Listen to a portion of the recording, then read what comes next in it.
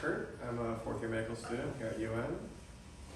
My name is Melissa. I'm also a fourth year medical student here at UM. Today we're here to talk to you a little bit about ketogenic diet and its uses in medicine. Oh, there you go. All right, guys. You want me to do this, please? So just a little bit on the history of the ketogenic diet. It was first really introduced to the medical field in the 1920s. In the 1920s, it was introduced as an effective treatment for epilepsy, mostly for the pediatric populations. And its use actually declined in like 1938, in the 1930s, but it is now regaining some scientific interest. Over the past 2 decades, it's been significantly more researched just through you can kind of see that. It also gained attention in the 1970s, though, as a weight loss strategy, and so along with other carbohydrates, carbohydrate-low diets, including like Atkins, Paleo, South Beach diet, which right here in Miami I thought was kind of funny, and Duke diets. They all kind of look into like a low carbohydrates situation, but ketogenic, as opposed to these, are higher in fat content and lower in protein. So what is a ketogenic diet? Which I think was the big question that I had when I first looked at this. It is a low carbohydrate diet and a fat-rich diet. So on basically the resources for ketogenic diets have some variation, but it usually averages for 70 to 80% of the fat to be like the daily total. And then this leaves 5 to 10% for carbohydrates, and then the 10 to 20 for protein. And just to give everyone like a sense of like how much that is for carbs, this is 20 grams of carbs, and these percentages would roughly equate to, I think I have like for men and women here, but it would equate to like less than 50 grams, like kind of around like the 40 grams time. So like 2 of those in your whole day. Whether it's the veggies and the half a bagel, or like 2 of one of them. Then basically this diet allows for the amino acids and the protein to be converted to glucose, so that the ketogenic diet needs to be in a state where you're using those proteins which we'll go on to in the next slide.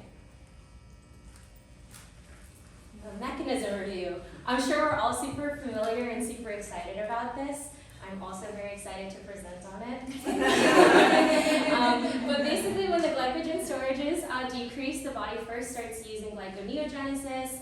After glyconeogenesis, the insulin and glucagon ratio will continue to decline when you're on a ketogenic diet. And since the gluconeogenesis can't keep up with all of your metabolic demand, you'll start to use the ketogenesis, and that uses the dietary fat sources and the free fatty acids as like the primary source of energy. This one's super fun, but we're not actually going to go through it right now. This is just to kind of give everyone a little bit of a reminder about like how the ketogenic diet plays into this whole Krebs cycle situation. Okay.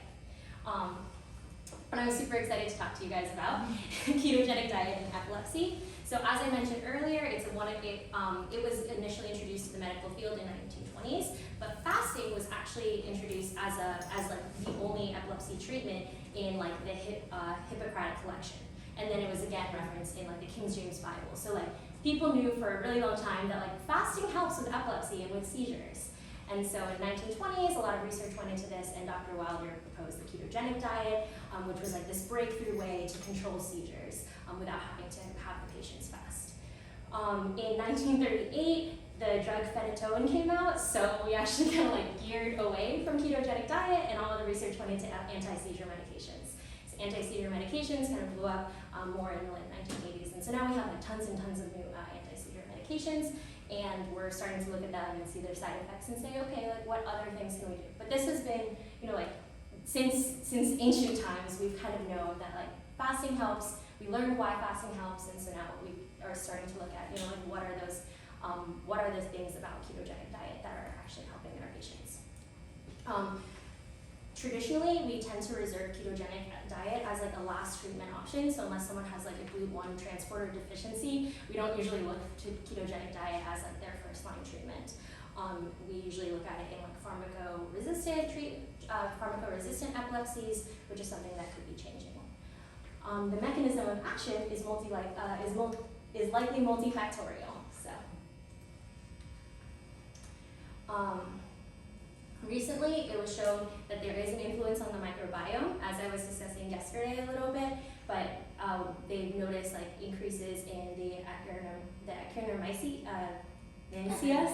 Akkermansia, thank you, sorry, and the Parabactoides species, and they were showing that these effects correlated also with like hippocampal metabolic profiles, including the increase in GABA and decrease in like glutamate levels, and so that ratio can help to decrease in like hyperexcitability that's sometimes seen in epilepsy. There's also evidence on this curinin pathway and its involvement in neuroprotectiveness and anticonvulsion. So like I was saying earlier, we kind of knew that ketogenic diet was very helpful for epilepsy, and this is one of those mechanisms outside of that we're like now looking into as far as like why it might be helpful. And so this pathway generates a range of metabolites, which are known as the curinines, and it said that glutamate decreases the specific type of curinic acid and can help like balance this ratio in a way that it tends to be like associated with a higher seizure reduction in these like patients with ketogenic diet. And what was interesting about some of those studies is that the ratio was actually like pretty correlated, where like the better ratios, more like balanced ratios, was like the higher seizure reductions. They also showed that like in microarray studies that the ketones induce some like coordinated upregulation of genes that encoded for energy metabolism and mitochondrial enzymes, and so this increases like the mitochondria available for like the neurons and importantly for the glia cells.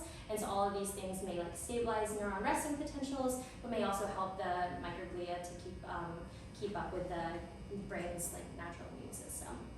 And just increases the energy reserves of all the neurons, which can be very helpful. Areas of like hypoactivity can also be like dangerous. So the ketogenic diet, it also increased GABA and inhibitory neurotransmitter peptide Y, which can be known as anti-epileptic, and then GABA, as we know, is like decreases the hyperexcitability and then also reducing the glutamate in the brain, which is like related to excitability. So ketogenic diet was also correlated to decreases in the reactive oxygen species generation. So again, like helping with antioxidant kind of components may improve resistance towards seizures. They were also saying like just by increasing the body's like own antioxidant defense system, we may be helping to play a neuroprotective role in seizure.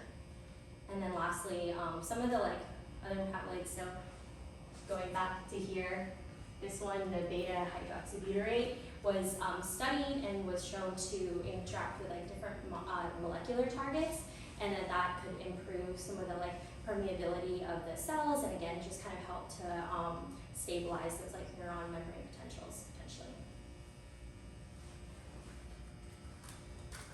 I talked about this yesterday where I was like very impressed by this, and it still really stands out in my mind. But like the response rate to the ketogenic diet is very high. Like on average, the epilepsy response rate is 50% for very specific epilepsy syndromes that are like very treatment resistant, Dravet's, infantile spasms, like tuberous sclerosis.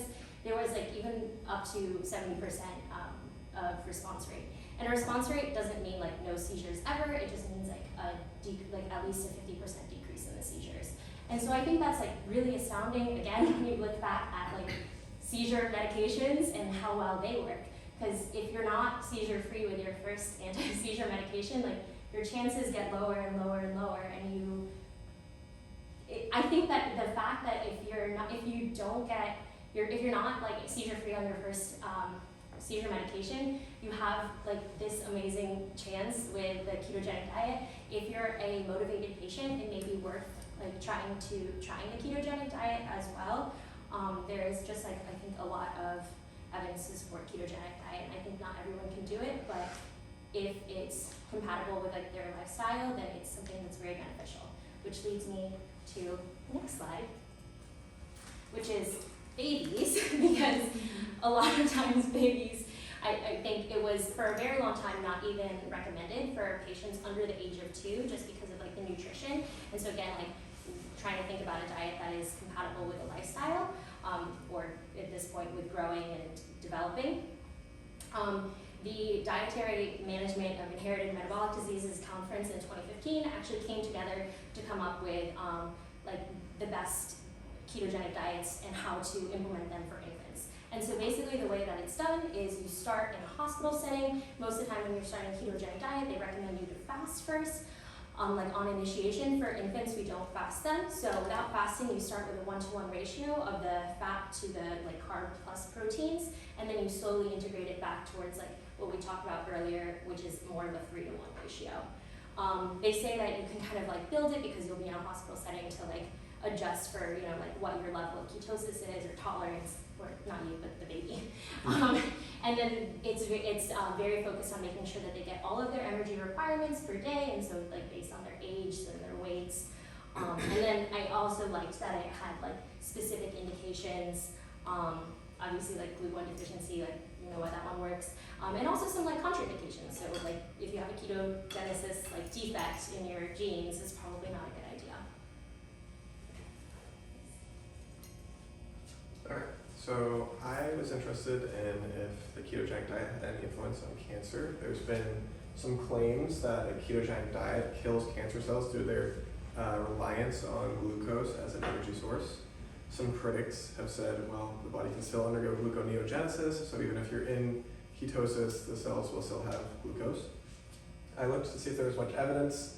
There's been no randomized controlled trials that look at actual cancer cell growth or necrosis on the ketogenic diet. It probably would not necessarily be ethical to use that as your primary treatment model. There were some other studies that looked at, there was case reports, a few case series. None of them really had any evidence supporting, the ketogenic diet as a treatment for cancer. There was, sparse, literature. Somebody on the ketogenic diet had, successful shrinkage of their tumor, but these are just case studies. It does seem that it's generally well tolerated, though, from what I've read about these studies. So it might not be, harmful. But basically no concrete evidence for this claim. And then one of the other big topics in keto is weight loss. So the hypothesis is that keto diet aids in weight loss, perhaps through preferential metabolism of fat. And so I looked at a few meta-analysis. So one of 11 RCTs found that the keto diet resulted in about a 2 kilogram increase in weight loss. And then another meta-analysis of 14 RCTs with an N of 734 found that keto diet in type 2 diabetics actually resulted in increased weight loss of over 7 kilograms, which is a lot. And the p-value was less than 0.001, so pretty solid evidence there. It also found that it improved glycemic control, and it found that in non-diabetics, the weight loss increase was about 3.8 kilograms. So for some reason, the diabetics have a significantly larger increase in weight loss on the keto diet than non-diabetics. And this may be mediated by insulin sensitivity. And then another topic is the effect of keto on the lipid profile. So the same meta-analysis of the diabetic patients found that the diabetic patients had increased triglycerides and HDL. There was no effect on the LDL or their total cholesterol. And then a separate study found that diabetic patients had improved triglycerides and increased HDL. So same findings above. And then non-diabetics actually had higher total cholesterol and LDL. And then the study, the meta-analysis did concede that the quality of this evidence was low to moderate, as in, it wasn't super statistically sound. And then some of the negative side effects of keto, it can actually increase your risk for kidney stones, increase your risk of osteoporosis. Uric acid, which is a risk for gout, can be increased, perhaps through increasing your consumption of meats. and then a number of nutrient deficiencies due to less plant-based, reduced intake of these whole grains. So it needs to be supplemented, and you need to be very cautious about what you eat on this diet. Alright. And then here are the references